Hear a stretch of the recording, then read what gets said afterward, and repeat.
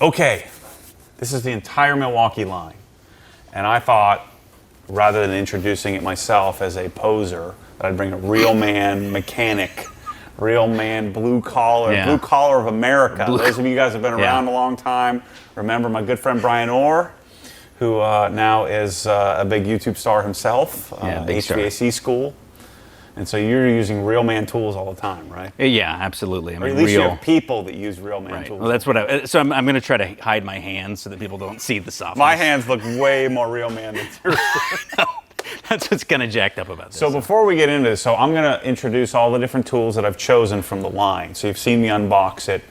Some of the people, like when I unboxed the table saw, and I'm like, I never put a table saw together. Should have seen people losing their crap about, like, why are you the one unboxing the table saw, you moron? You don't even know how to do this. I'm like reading the manual and stuff, trying to figure out how to put the blade in there. So Brian's going to give his take on what he thinks as a real man, semi-real man perspective on each one of these tools. But before we get into that, I want to remind everybody. So he's going to look far superior to me, but I want to remind you, remember the time we worked out at the CrossFit gym that was right next to you? Yes. And so the weight was it was pretty heavy.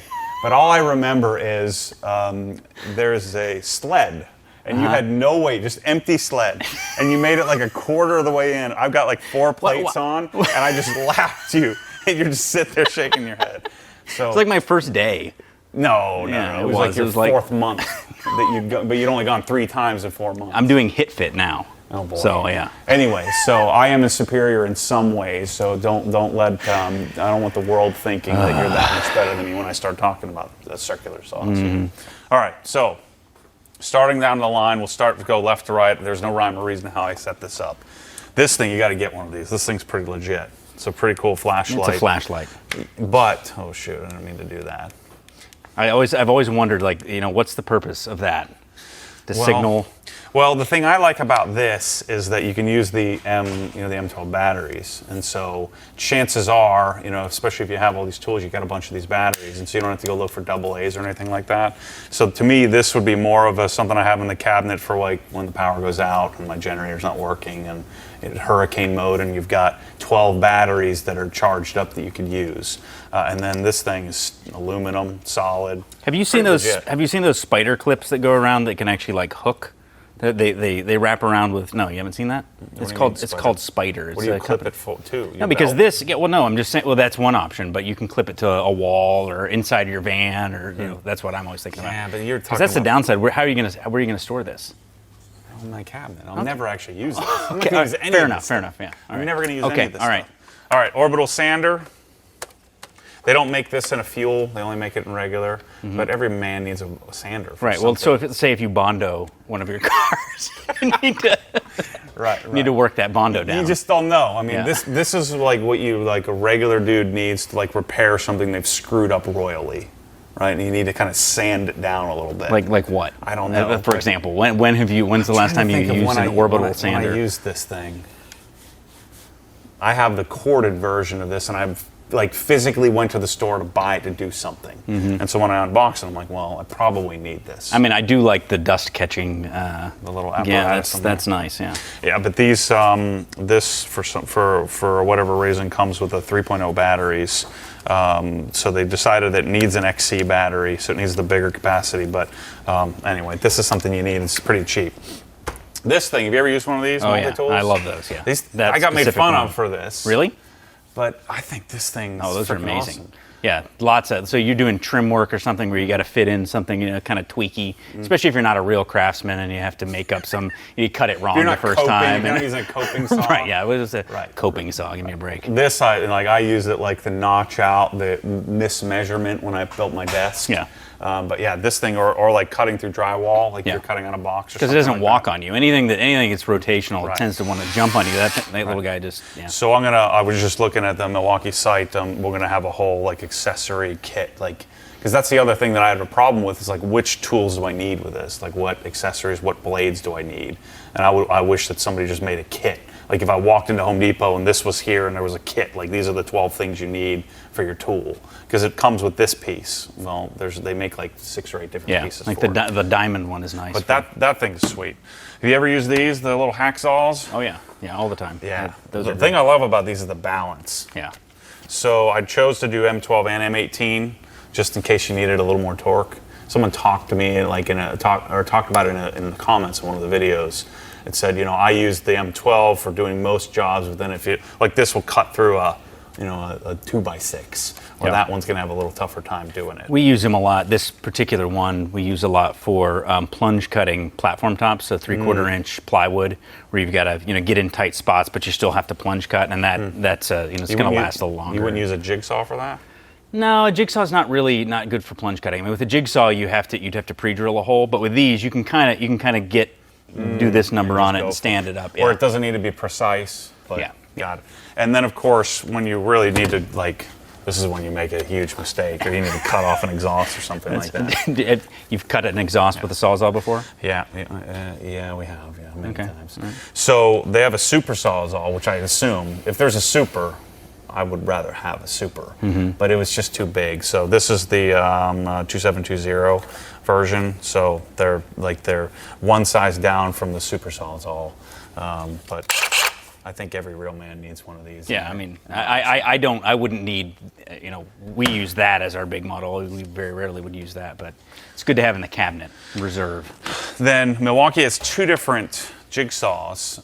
The one I originally bought doesn't have the regular pull trigger. It has like the little, I forget what they call. What is that? It's called a barrel design, where it's a lot thinner and longer, a little bit lighter. But I prefer like a traditional. The thing I always found with that was I was always kind of having to lean over because it's a little longer on the front, and so I'd always have to lean over, and the sawdust would be shooting me in the face. And where this just seems to make more sense, where I can kind of set it up and look over the top and see where my blade is. So I chose this over the barrel one, which I think is pretty. But the sawdust shooting in the face is a feature of that. It's a manly feature. I think you're supposed to use a vacuum, with it. Yeah. But either way, you're supposed to be wearing proper safety eye gear. Oh, yeah. That's for PPE. That's for real men. Have you used this heat gun? And I have not. No, I didn't. I didn't awesome. know that existed, and I should definitely know that. Yeah, heat gun is. I don't find myself ever getting out the corded version. Now, if you're going to use this all day, every day, what you could do is you could grab one of the big HD batteries and put it on here. But I think this thing's freaking great, and it heats up like immediately. I can imagine it burns through batteries pretty quick, but. Yeah, I mean they send it with 5.0s, but I mean again, you could just throw like one of the big ones to get like an 8.0 battery, and I'm assuming you could probably run it for 25-30 minutes straight with one of these on there. Yeah. And I think it still is manageable from a weight perspective, even with a high output battery on it. It's not too bad. Yeah, for things we do, I wonder, for heat shrink, I think that would be perfect, but for, defrosting coils or heating, things like that, probably not, but. Yeah. For anything I'm doing, like removing emblems or. You can tell it's actually not as much wattage because it has pretty low airflow compared to a corded model. But if you're going to get close to you're going to get really close to something and heat it, and that makes sense. Heat shrink for us, this would be perfect for that. Yeah, but I like this. I guess it would make sense. I wish they'd made it in a fuel version just so it looked prettier, but it gets the job done. Next tool, I don't know if I'll ever use this, but a router. I'm not a router fan, but. Yeah, but I mean, if you were ever, I'm making a speaker box or something, just try to make it look a little prettier. It'd probably take me 3 hours to figure out how to use it, but the reason why I chose it is because it looks so freaking cool. Well, that's the issue, is just having the bits and everything in place. Whatever I'm calling it a bit. It's not actually even called a bit. What's it called? That's where I think I can add value with an auger or whatever whatever it goes on the end of this thing. But I think that if I can get like a little accessory kit. I think that they sell this as a tool only. It's like $180 or something like that to have it in my cabinet. That to me just makes sense. That was a hubris choice right there. You needed that for the hubris of it. So all of these, how much do you think I'm going to use those?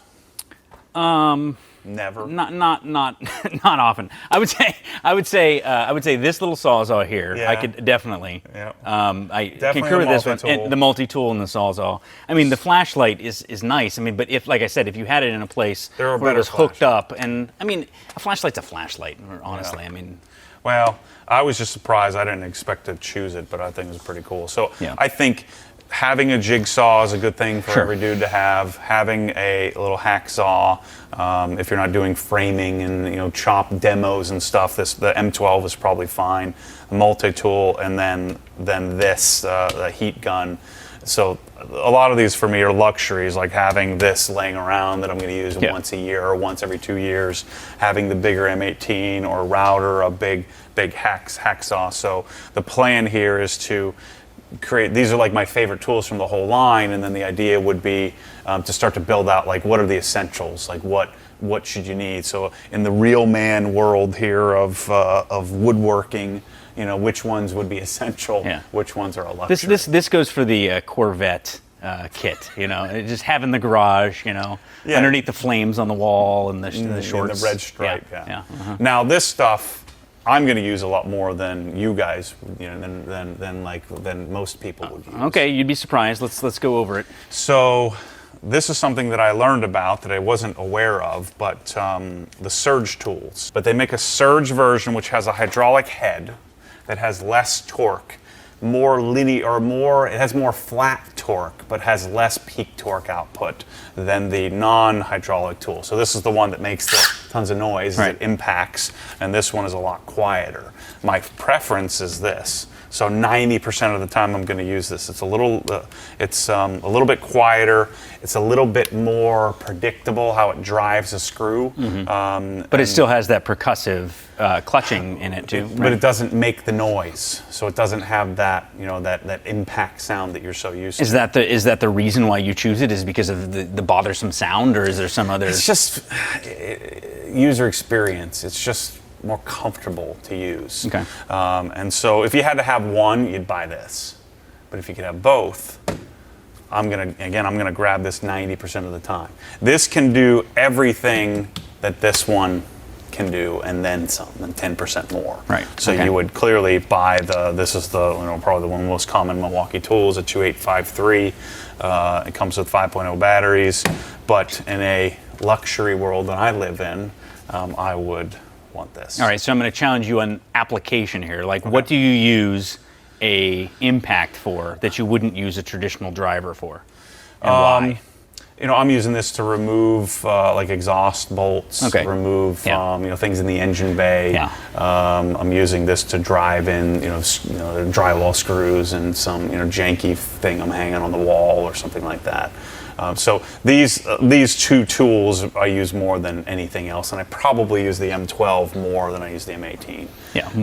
The impact or the torque output of the M12s, or M18 and M12 is identical, just that these have longer battery life. Right. So more weight, more heft. So most of the time you're probably going to want to use the M12 version. One of my pet peeves is people using an impact to do like metal screws that you're going to strip out, because it's like they talk about it in terms of torque. The torque's handy if you're driving a big old wood screw or you're taking a bolt off of a muffler or something, but it's not. You don't want it if you have the potential for stripping things out, which is why I kind of force feed my technicians this guy, because you can set the clutch and you're not going to strip things out all the time. Got it. So then you have the various impacts. So we have the compact, which is the way we call sort of the medium or low to mid torque, and then you have the medium torque, which I thought I would use more, and then you have the high torque, and these of course are for lug nuts, and then you have my favorite tool on this entire shelf is the extended anvil high torque. So this will remove lug nuts. This will sometimes get them off. But this is just smoother, and look at how cool that is. I mean, I like the extension on it, but I mean, is this literally just this is just manly awesomeness? Is that that is a... Well, see, if I try to do it with this, I'm like, and then eventually it comes off. That it's like boom, boom, off. So although this breaks like 1,500 foot-pounds of nut-busting torque. Is there one bigger than this? Yes. Because that's the one I have. There's a 3/4 and there's a 1 inch. Oh, okay, all right, yeah, that's what it is. Yeah. So there's the 3/4, which I didn't choose because we're never going to do that. Right. But I have it actually over there on the shelf. The 1 inch has like a side handle and I have the 3/4 because we use it for taking apart these big grocery store compressors. They got these big old bolts and they're all rusted in. But I mean, it's probably still unnecessary. So this is a 1 key tool. Do you guys use 1 key? I mean, we don't intentionally use it, but some things come that way. I mean, I guess the idea is that you can keep track of... Manage a fleet. Right. So do your guys own their own tools, or do you own them? It's a mixture. They mostly own their own tools, but regardless, they're keeping them on their truck. They're not coming back to a central location and, pulling. That's more like a union thing or like a stationary, facility. So you guys, I mean, how many guys do you have, like, out in the field? 90, 95. And so this is what I wondered, and a lot of people talk about, One Key that's what One Key is designed for. Right. Like 90 trucks, you own all the equipment, you're inventorying and managing the equipment. Wouldn't that be a benefit to you to have a whole One Key fleet of tools? Yeah, I mean, if you were gonna make that transition, the problem is everybody's always in this transitional state where people have some of their own tools and then some company-owned tools, and it's a challenge. Like, I think if you were going to, and I'm sure that's the business model idea, right? Is once you are locked into One Key, well, then a company like mine is going to buy all Milwaukee, right? But it's still it's tough to make that transition, to where it makes sense to spend the energy trying to manage that, because somebody's got to do that. And then not all the tools have One Key built in. Right. I think it makes sense. It's a good idea from a business standpoint. It's just a matter of the cost and time to adopt something like that. It's kind of like setting up a new CRM. Right. Like, everybody has exactly aspirations to do it, but why would you want to do that? Yeah, it's like putting GPS in your vehicles or something. At some point it makes sense, but there's this, critical mass you have to reach. And, we're probably to the point we could do that, but we actually give our employees a tool fund. So we give them $100 a month, and then they buy their own tools out of that. And so a lot of that is going to be these tools. That's cool. This everyone needs. Yeah, sure. M18 fuel version of It's a hammer drill, right? Yeah. So what are your thoughts on hammer versus non-hammer? To me, like, if it's $20 more, why wouldn't you want the hammer feature? Yeah, a hammer drill is a really important thing to have. If you're driving into masonry, you need to use a masonry. But do your guys, are they using SDS stuff? I mean, yeah, in certain circumstances, yeah. If you're doing a big, 3/4 inch, hole, we've got the big, because this will still SDS. do it. Yeah. But, I mean, it's going to heat up, you're going to beat the crap out of this thing. But to me, they sell this in hammer and non-hammer. Somebody was commenting that it's a lot smoother if you do the non-hammer version and then leave your SDS drills for doing, masonry stuff. But to me, if you're not going to buy both, I mean, why wouldn't you just spend the extra $10, $20 and get yourself the hammer drill? Yeah, day in and day out, most workmen who do the sort of thing that we do, they're going to have an impact and they're going to have a hammer drill. And the hammer drill is what they're going to have with them if they're putting in tapcons, which is your typical concrete. An SDS is overkill for that. These are you may not have encountered these, but these are the little higher torque stubbies that I kind of passed over when I was unboxing, but then I used a couple of them. They're freaking awesome. So these will break at peak. They have peak torque of about 250 foot-pounds, which in comparison to these that are 400 inch-pounds, right, or 1,200 inch-pounds. So these, like this sucker, this little half-inch version, I broke loose a exhaust bracket that I was wrenching on, leaning into. Yeah. That this broke loose, no problem. So I decided to carry the half, 3/8, and the quarter. The quarter has a little less output, I think at 100 foot-pounds, but this freaking thing is awesome. So these guys, for any mechanical stuff, automotive, industrial service, you're working on anything that's simultaneously difficult to get off, rusted, whatever, and in really tight spots. That's a perfect sweet spot. And now the new one, I only have one, but the half-inch one's coming. But now they take this and they turn it into a right-angle tool, which is freaking cool. I haven't actually used it yet on the car, but I suspect, other than the difficulty of how big the head is on this, it still is going to get into an area that one of these stubbies aren't going to make it, which I think is freaking awesome. Yeah. And so they do this, the 3/8 and a half-inch, which will be coming soon. I should have a half-inch here shortly. Now, all the ratchet tools, these, you don't need all 5, but they're so freaking cool that I had to have all 5. You have to have redundancy. I mean, what would you do otherwise? I'll end up using this probably the most. That's what I was going to say. But these do 30 to 45 foot-pounds of torque. So really, these are just for driving in, and then you're going to finish off torquing with something else, or even just turning the tool. My favorite is the 1/4 inch extended. I guess my second favorite would be the 3/8, but as you get bigger, like the half-inch, the head gets a little bigger, and so it becomes a little less functional.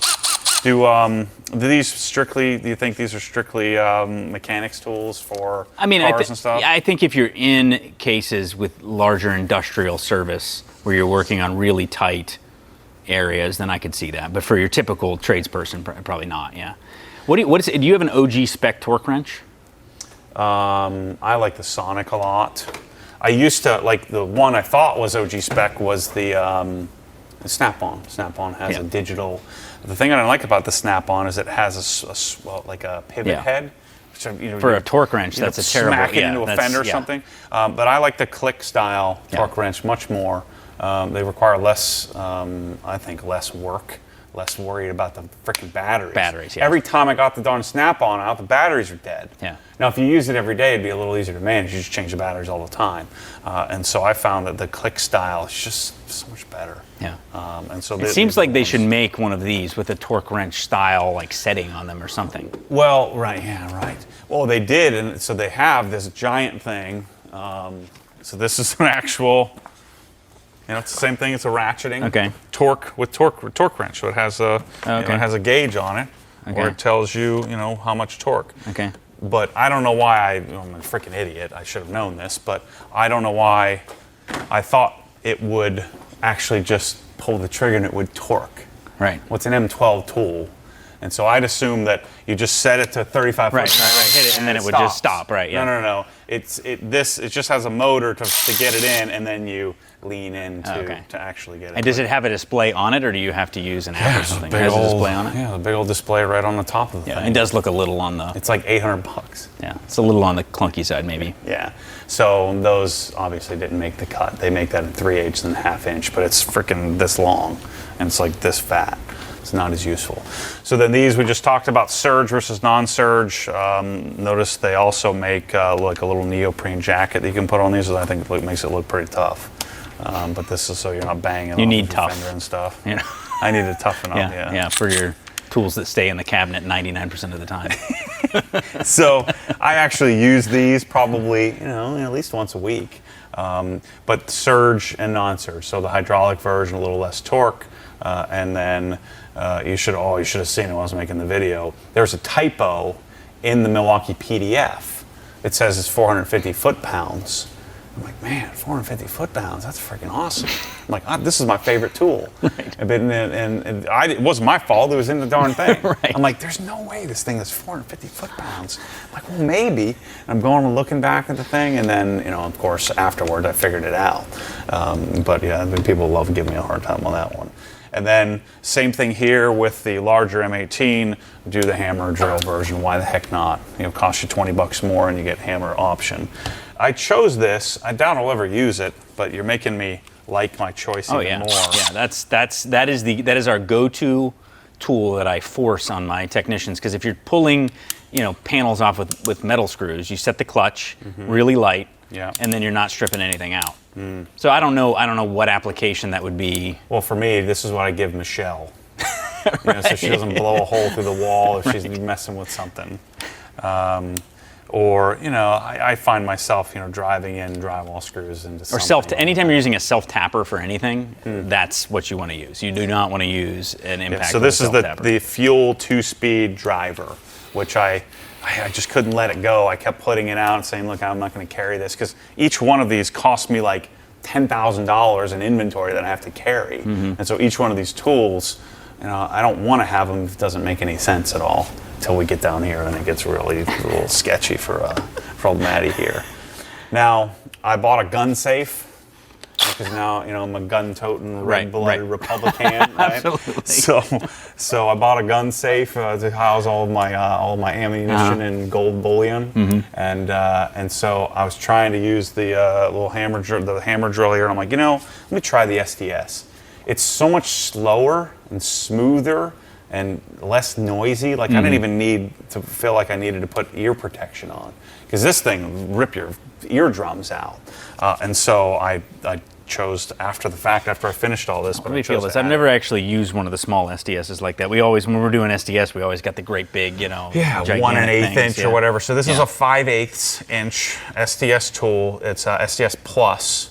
so which are easier to find the bits versus SDS Max. Of course, you need, for those of you who never used one of these, I hadn't in the past, you need this specific bit, the specific SDS style bit, and then it snaps right in. But it's so smooth and cuts through the because there's a lot more travel on the hammer. The hammer actually is, or hammer's not the right, but the bit can actually travel because it's got the slots where it hits in. And so I was looking at all the M18 versions, thinking I would need that, but the M18s are giant. And so this one, to me, just makes a lot of sense. And then they actually sell a vacuum for this, the hammer vac. Yeah. But the vac bolts onto the side, and I figure most of the applications, I'm not going to be able to fit the vacuum in place. Yeah. So everybody's just going to get cancer because you're not selling them the vacuum. That's fine. That is the big thing, Cut that part out. This is a tool that I'm second guessing. This is the wife tool. Okay. So it has multiple heads. So it has right angle. It's a little multi-tool thing. Okay. So it has all these little chucks or whatever that go on. Where are they? Like a right angle. Oh yeah, the ones you lose all the time, and you never have it when you need it. Offset. It has a little offset driver. Yeah. I don't know. This is the one you give your dad for Father's Day. Here you go, Dad. Put this in with your kit. Yeah, it's $199, and I don't know. I'm not sure about this one. But it is comfy. Feel how actually, I think this is the first tool that you've showed me that's actually suits you. Get out of here. This is probably the only one you need. No. This suits me. This is my tool. Okay. If we were to say mat in the form of a tool, right, this would be the one. Right. I think a lot of people see mat in the form of a tool torque. as it is. Lots of impact on the world. High impact. Yeah. So then Dremel tool. Yeah, that's a great one. Soldering iron. I don't know how well this works. Yeah, I bought one and then I've never used it. But it's a good idea. I mean, I think in so. theory, yeah. They're like $80 or something like that. I think it makes a lot of sense. Yeah. But I don't know how. Bryce was saying it's too bulky, but he's got baby hands, so I don't know. Well, a lot of the people who do a lot of soldering, they use the little pencil probe. It's attached, and I think what would you use it for? Soldering XLR cables on. It would take me 6 hours to do when I buy my Yellowtech mic booms and I'm soldering. Well, that's what I'm saying. I think I would use them for doing wire connections versus doing a circuit board, and I think that's a big distinction. So I think for wire connections, every once in a while, that would be a good tool for that. But if you were going to do intricate circuit boards, you would want the one with the pencil. I'm going to wire and hardwire radar detector, and I want to make a good connection. Solder it rather than butt connect it or something like that. Dremel tool. I think I'm going to use this a lot. Yeah, absolutely. Because I hate. You think about your Dremel. It's this big. It's got this power cord that gets all bunched up. Corded. Yeah, no. That's a good tool. I use that one all the time. Yeah. So again, the challenge with that is having the actual accessories you need when you need them. That's the beauty of buying the Dremel branded version of this rotary tool is that it comes with the little accessories. But they send you so many stupid things you never need. What's the little stone thing? They always send you a little thing. It's got a rock on the end of it. Jewels. Right. Yeah. Right. I was looking at that. Which for me comes in handy for my big golden ring. I'm excited for this stapler. Okay.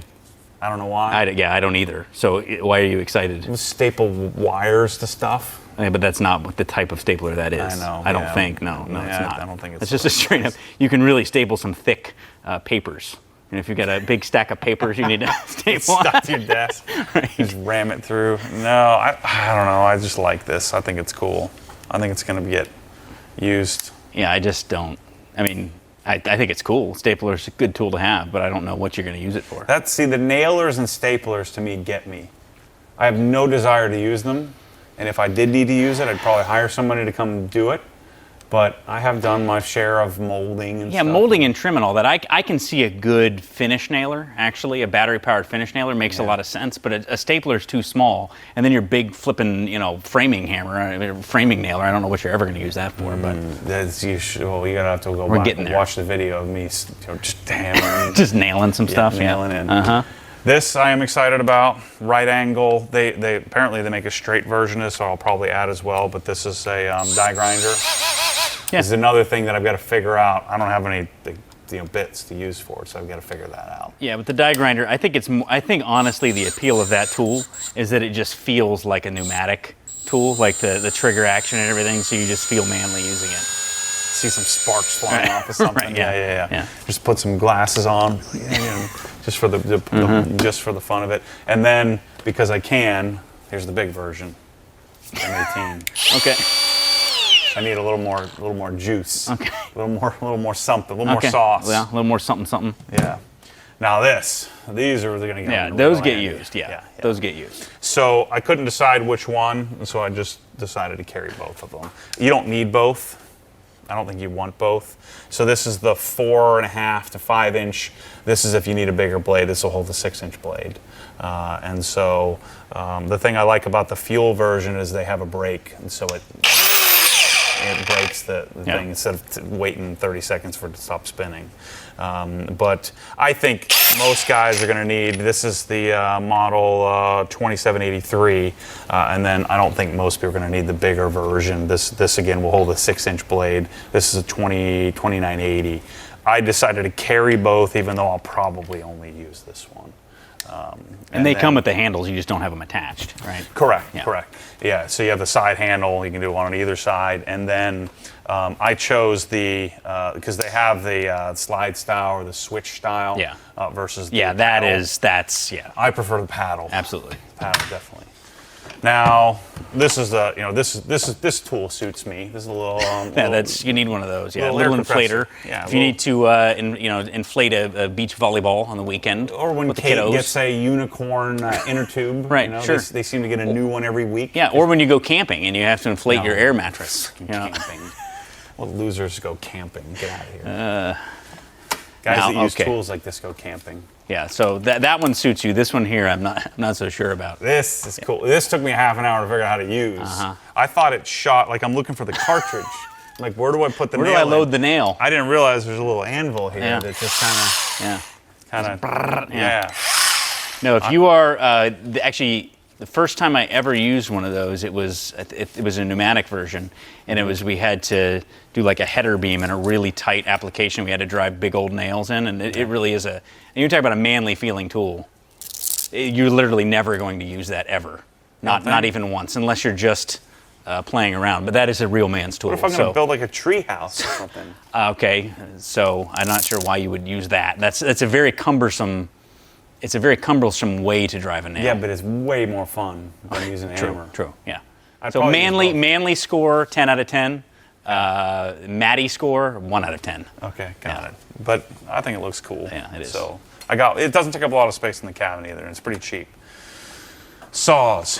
What I didn't realize until I unboxed these things, that there are right-sided and left-sided. Yeah, I was not aware of this. You didn't know that? No. You didn't know that even as a real man? I did not know this, no. And so I didn't realize that I preferred one way or the other. And apparently there are like 1,000 YouTube videos on this. Like, this is a big question that you do right side or left side. Yeah, it makes sense. So theoretically, I think that a right-handed person is supposed to have a right-sided saw. Right. So that way you're not reaching over the blade. I don't see how the blade's gonna, just fly through this and chop your arm off, I guess. Yeah, well, we actually had a kid cut his thumb almost off using a circular saw. So if you think about this, so if you're cutting a sheet of plywood or something, and I didn't know this either, but if I'm cutting this off, then the blade, the weight of the machine, if you have a left-sided blade, is resting on the finished edge. So the scrap edge is going to fall off to the side here. And so theoretically you could get a cleaner cut because the weight of the blade is sitting on the bulk of the piece, right? Because you'd always cut, you'd always have the heaviest side weighing on your sawhorse or whatever. The thing I like about the left-sided blade, to me, I can see straight down on the blade, which, I don't know, rather than looking over, trying to see the blade. I think most right-handed people prefer a right-handed blade, but as soon as I got a hold of this that I didn't know existed, I'm like, I need left-sided versions. Right. And so we have all that lumber you're going to be cutting, you need to... Well, this is what the pallet needs to go, and I'm one-handed trying to cut the whole way through. Yeah. Best practice there. Yeah. And the one-handed jab. And then, of course, every real man needs an HD 12 version of the rear handle, and so why not? So this is a about 7 1/4 monster. Yeah. This is when you're really cutting. That's a real framer's tool there. Yeah. It's freaking heavy. But I think I think you need one of these. It's got the sound. Yeah. Yeah. Sounds like it's got some torque. So those are for all the, the framing and building that I'm doing. I mean, I can see it is nice to have a good circular saw. Like I think every real man needs to have a circular saw. I don't know that they need two, but fair enough. Yeah. Well, I'm gonna have 4, 2 here and 2 at my house. Right, of course. And then we get into the stuff that gets a little questionable. It's been questionable all along, but okay. Yeah. So, framing nailer, 30 degree. You gotta, I should have one of these. Right. Sure, absolutely. I'm trying to think of an application here, but yeah, does it make that really like slow load, like boom, no. boom? Really? Okay. And this one even has like the which I learned about it and know existed, was where you just go like that. You don't have to pull the trigger, or you hold the trigger down. Right. And you just go to town. Yeah. So I could see myself, like let's say I'm going to decide to frame in and build like a little closet in the wash bay or something like that. Then I would need this. Mm-hmm. If you want to impress Ryan when he gets to a certain age, when every boy needs to build a It's only $450. Right. What's a big deal? I mean, sure. And then you need a finish nailer. All right. And I couldn't decide. I can buy one of each, but I see 4 here. 2. Okay. So finish nailing at an angle for more comfort, and then finish nailing straight, just in case. Right. Because if one time in the next 8 years, and I'm going to finish nail something. You start trying to finish nail, and you're very uncomfortable. You can choose the version that's Yeah. No, I get it absolutely. That makes sense to me. Yeah. Made sense to me at the time. It's only $900 of my hard-earned money. Yeah. Fair enough.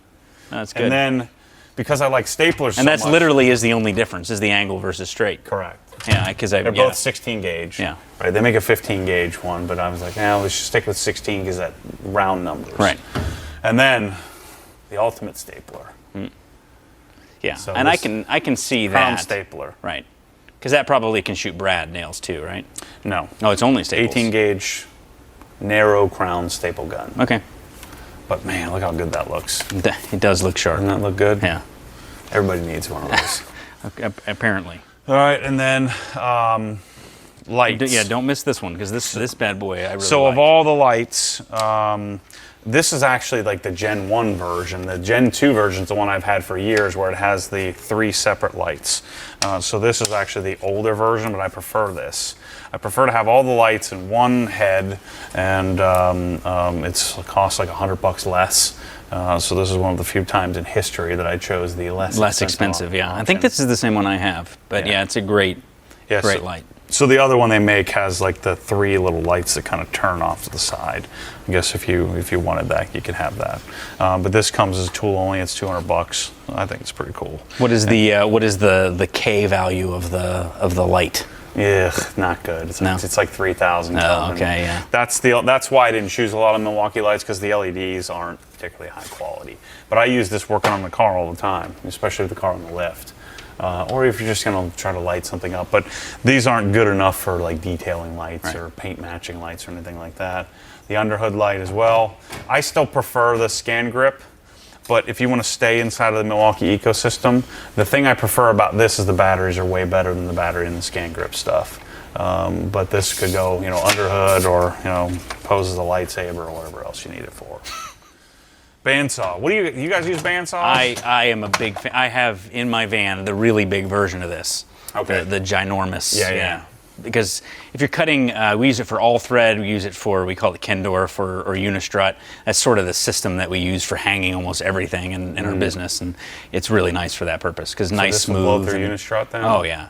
I mean, I don't use this is the one. compact one. But yeah, I can. Yeah, it'll fit. I mean, I would assume it would do the job. Also, things like cutting blower shafts or condenser fan shafts. This is a great tool. Now, a lot of the guys don't have it. Yeah. But it is a great tool. I think this is something I'm going to end up breaking out. Like I didn't even know really existed, and I think I'm going to end up using all the time. Yeah. It's nice and slow and smooth. It doesn't make a mess of anything. It's not gonna get away from you like some tools would. Mm-hmm.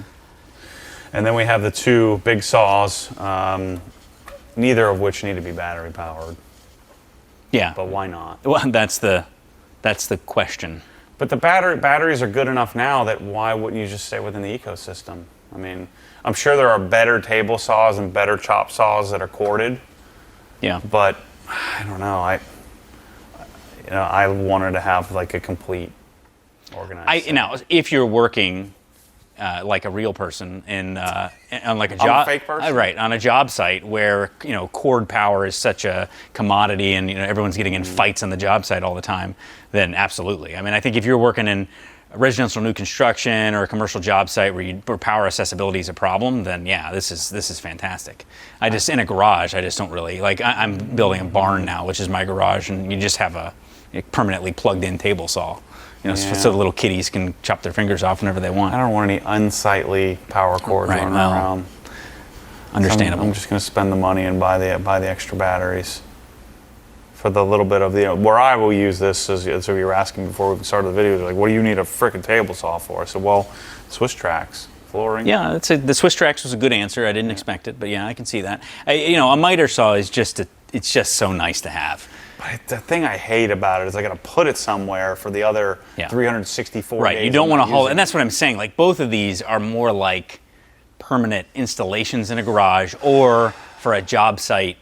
Tradesperson who's going to use them all the time. They are a pain in the butt to move around and hide. What if you're just a rich guy who wants to have everything? Well, then, I would build a nice looking, the rich guy that doesn't like stuff out. Yeah, See, right. you don't mind so having I just throw it everywhere. Yeah, bull for crap sure. all over the place. Yeah. You sawdust from 6 years ago just laying on the table. That's manly. That's good stuff right there. No. What I'm going to do, these are both going to go up in the attic. I'm going to make one of the skinniest, weakest guy here carry it up the attic. So what you could do is you could build like a rig where it would lift and then lower, and it would store right up against the ceiling. You just hit a button and it comes down right in the center. Spend $8,000 for someone to use them once every 4 years. Right. Well, you asked about that's the rich guy spec right there. Yeah. And then set up a permanent vacuum system and extractor system. Yeah. What's the charger? Filtration. What's the charger system that you're going to use to manage all these bad boys? You asked. That feels Here, important. check out this setup. They have 10 different chargers. They have all the ones that come in the right, and they're annoying because you get like a billion of them, and then if you go out and look at the dumpster, it seems like a travesty where I have all these beautiful plastic cases for each one of these.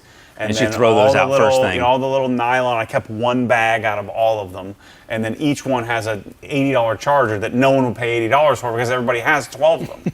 And so I just punted them all in the trash. And then I got people, they'll be yelling at me on this video, why'd you throw those away? Mm-hmm. I said, well, do you want them? Well, no, but somebody might. So, well, anybody who has 2 tools has 2 chargers. What do you need a third one for?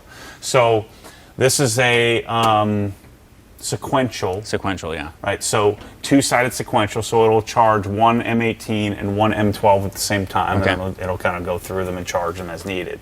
But it's a rapid charger, so it's not a supercharger. It's not the base charger. It's not the supercharger. It's a rapid charger, which, according to the Battery Innovation Center, Ben came down here and sort of told me all about it. It's probably the best charging system for these type of batteries. And then I also kept and bought a supercharger. The superchargers are really designed for the bigger 20 millimeter batteries, which all the HO, the high output batteries have. And so I have one for quick charging and one for like normal regular charging.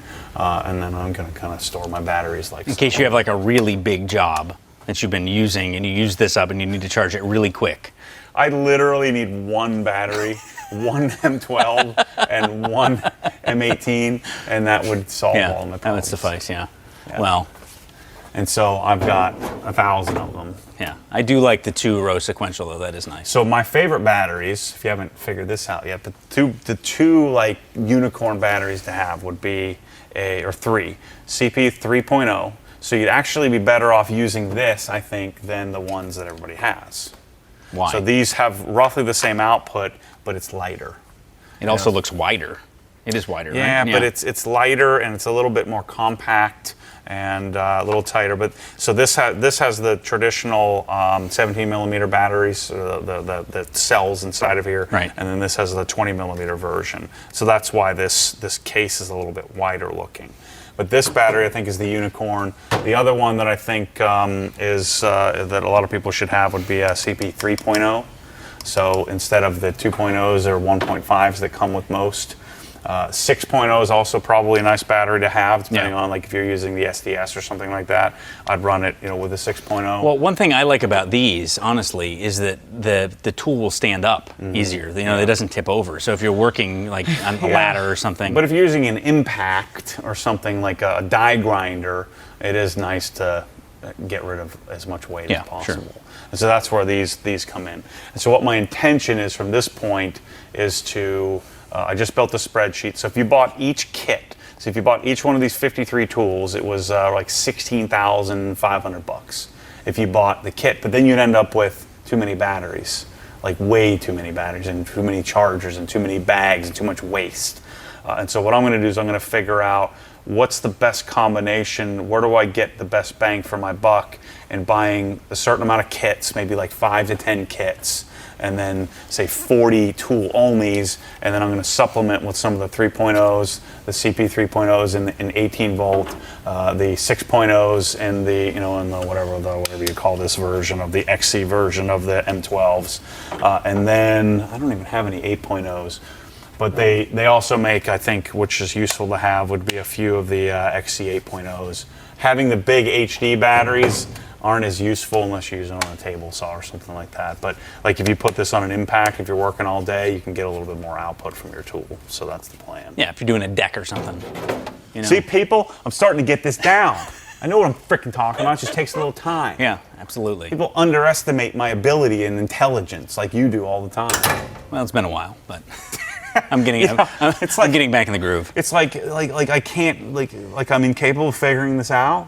I got to be some kind of you got to be like the anti-rocket scientist to be a genius at tools. How about the smarter you are, it should be a little easier to figure out which tools to buy, which batteries to get, which application to use it for, and figure out what it costs. I think I'm a good guy for that, despite the fact that I'm probably never going to use that table saw. As long as you don't confuse inch pounds and foot pounds of torque and things like that, it'll be fine. Well, I'll confuse it and then I'll figure it out. So that's the plan, to buy and have each person who watches my videos to have all 53 tools. As like a rule? Is it a prerequisite? It'd be like, that's how you get like more street cred. Right. Like if you get all 53 If you get like a special badge or something that you can put on your So I'm going to create the 53 piece set. In one big giant case. Yeah. Come rolling up on the job site with your big old... Yeah. And then we'll do pack outs. Do you guys use pack outs? Milwaukee pack out stuff? Yeah, a lot of the guys do. In fact, we're probably going more that way as opposed to traditional shelving for a lot of it. I mean, some of it doesn't work for that, but especially installers, crews who are doing the same thing a lot, that makes sense. Service techs, not so much. But. And then the next step for me is to figure out all the bits, like what bit do I need, what blades, what little impact socket sets would you need, drill bits, all of those things, blades for the saws. Figuring out, let's say I bought the 6.5 inch saw, circular saw. What 3 or 4 blades would I want to have? Right. And then if it were me and I was buying it, I'd want to just add it to my cart, just have it right then and there. Click the drop down and say, well, yeah, I want the 3 blades because I'm going to get the tool and I'm going to go to use it and I don't have what I need. And so that's where I think, I think I can help with, purchasing decisions rather than like going to Home Depot. And that's when you make the 3 trips on Sunday because you get the tool and then you come home and you're like, oh crap, I need the bit, and then you go back and you realize that bit wasn't right and you go back again. So instead, I'll make sure everybody has everything they need. That's the plan. And then from there, I'll get into pack outs and then get into some heated Milwaukee clothing and all that stuff. And we'll see. Who knows what else? Yeah, you definitely need the heated clothing for sure. Yeah, in Florida. giant battery pack. Yeah, that'd be great. And then we'll get into the MX tools. You ever seen any of those? They have 450 amp hour batteries. These big freaking batteries that can power like the outdoor equipment stuff. For concrete boring and jackhammers. Oh yeah. We have some of that. Yeah, on the commercial side. Yeah, some of that stuff's insane. Any other input you have to add as a real man on? No, it's a good. There's a lot of redundancy here. There's a lot of redundancy, so that's good. You know, when you're on the job site and you break one impact because you're just driving so many well, that's why I'm going to create the essentials kit. Okay, all right. Very few people are going to end up with a 53-piece set. But there are some people that are crazy like me that like to have. I would like the 53-piece set, but the only difference is I would just have the tools strewn all over the place. And you need a 104-piece set. Right, just so I have backups of the backups. Yeah. Right. You have extra redundancy. Yeah, for sure. Yeah, we'll get you the 104-piece set for $32,000. We'll get you extra batteries. You'll be just losing batteries that just fall out of the back of the truck as the door. You forgot to close. Well, that's what it takes to be a real man. I mean, that's that's a prerequisite. Yeah, you gotta. Yeah, that's where I go wrong. Yeah, I'm mistaken. Yeah, that's good though. It's very nice. Yeah, I'm glad to see the Milwaukee. I even wore my red shirt today. I know. Yeah, it's the full layout. Yeah, I'm a Milwaukee loyalist too. As much of the trades are, more and more you're seeing it. Yeah, I don't know why. A lot of people ask me why it appeals to me. I don't know. Their branding, their style. Obviously the quality of the tools is important, but the ecosystem's good. I think as an average, across the board of all their tools, I think they do better on the mechanic side than DeWalt or Makita does. Certainly, there's some DeWalt tools that are preferred, some Makita tools, some Bosch tools that would be better per item. But in the automotive category, I think Milwaukee's the best, and that's the requisite for me because most of the tools are getting used there, especially on camera and stuff like that. And so who knows, maybe DeWalt will come calling someday and I'll be able to do an exercise like this for them. And then I can start to curate and say, well, DeWalt makes a better heat gun and Milwaukee makes a better right angle impact or something like that, and I can put it all together. More and more I see people going from DeWalt to Milwaukee versus the other way around though. Yeah, I think so too. And that's the thing, very few people are going to have multiple ecosystems, and you have to have 2 sets of chargers or 3 chargers and all the other stuff. And so, that is one of the reasons why people adopt the stuff. So maybe someday you can make it to Ryobi. The real man stuff. Yeah, I think we'll pass on that. All right. Anyway, go check out HVAC School. learn about some HVAC stuff. Yeah, there's lots of people that are interested in that kind of stuff. Yeah. You still get a lot of questions in the group about ductless systems. So I'm your guy for ductless systems. He wasn't the guy because he led me astray, but now he says he's the guy. Yeah, says the man who never makes any mistakes. I do not. Yeah, I do not. All I know is that even though Bryan's blue-collar prowess may be a little higher than mine, I'll never forget that sled push incident. All right. Or he's laying in the middle of the parking lot and I just go walking by with 4 times the amount of weight. Yeah, I'm not a strong man, Matt. I'll confess it. Yeah. So anyway, thanks for watching. Go check out Bryan's channel and more Milwaukee stuff coming as I figure out kits. So go to obsessgarage.com and you can figure out what each one of these model numbers, they'll all be up by the time we watch this video. That's the plan. See you soon.